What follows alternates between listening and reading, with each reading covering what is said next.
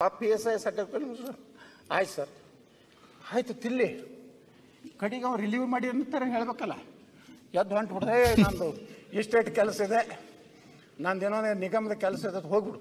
ಅವ ತಾನು ಸರ್ ಕೈಲಿ ಇನ್ಮಿಸ್ಬಿಟ್ರೆ, ಇಲ್ಲಪ್ಪ ಏನೋ ರಿಲೀಸ್ ಮಾಡಲ್ಲ ಸರ್, ಹೋಗು ನಾನು ಕಾರ್ ತರಿಸು, ಮುಗೀತು.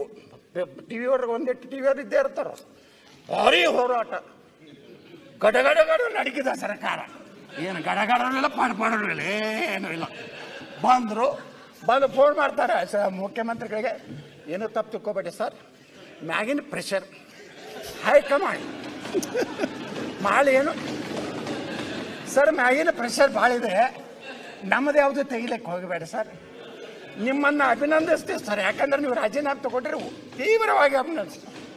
ಇದು ಯಾಕೆ ಭಾಷಣ ಮಾಡೋದು, ಇಲ್ಲಿ ಯಾಕೆ ಬರ್ಬೇಕಿಲ್ಲ?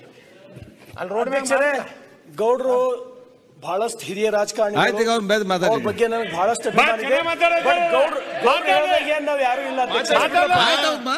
ನಾವು ಯಾರು ಇಲ್ಲ. ದಯಮಾಡಿ ಅವ್ರ ಬಗ್ಗೆ ನನಗೆ ಬಹಳಷ್ಟು ವಾಜಪೇಯಿ ಅವರು ಕೆಲಸ ಮಾಡಿದವರು, ನಾನು ವಿನಂತಿ ಮಾಡ್ತೀನಿ. ಆಯ್ತು, ಮುಗಿಸಿ ಗೌಡ್ರ,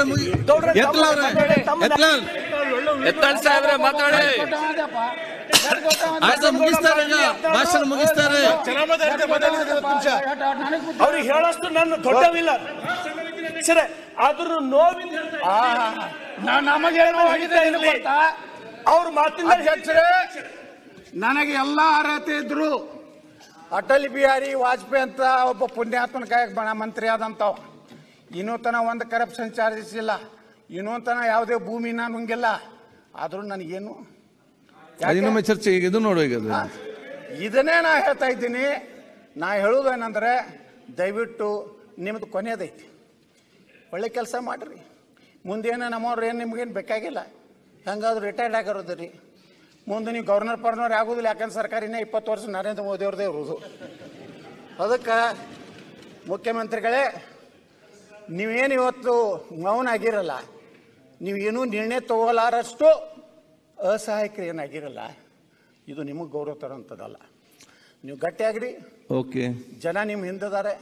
ಇಷ್ಟಾದರೂ ಅಧ್ಯಕ್ಷರೇ, ರಾಜ್ಯದಲ್ಲಿ ಒಂದು ದಲಿತ ಸಂಘಟನೆಗಳು ಹೋರಾಟ ಮಾಡ್ತಾ ಇಲ್ಲ, ಯಾರು ಇಡೀ ಪರಿಶಿಷ್ಟ ಪಂಗಡದ MLAಗಳು ಮಾತಾಡ್ತಾ ಇಲ್ಲ, ಖಂಡನೆ ಮಾಡ್ತಾ ಇಲ್ಲ. ಮ್ಯಾಗಿನ ಪ್ರೆಷರ್ ಬಂದ ಮೇಲೆ ಕೆಲವೊಂದು ಮಾತಾಡ್ತಾ ಇದ್ದಾರೆ. ನಾವು ಎಲ್ಲಿ ಇದು ಪರಿಶಿಷ್ಟ ಜಾತಿ ಏನು ನ್ಯಾಯ ಕೊಡ್ಲಕತ್ತೀವಿ ರೀ? ಆ ಜನಾಂಗದವ್ರಿಗೆ ಮಾತಾಡಲಿಲ್ಲ ಅಂದ್ರೆ ಯಾರು ಮಾತಾಡೋದು? ನಾವು ಮಾತಾಡ್ದ?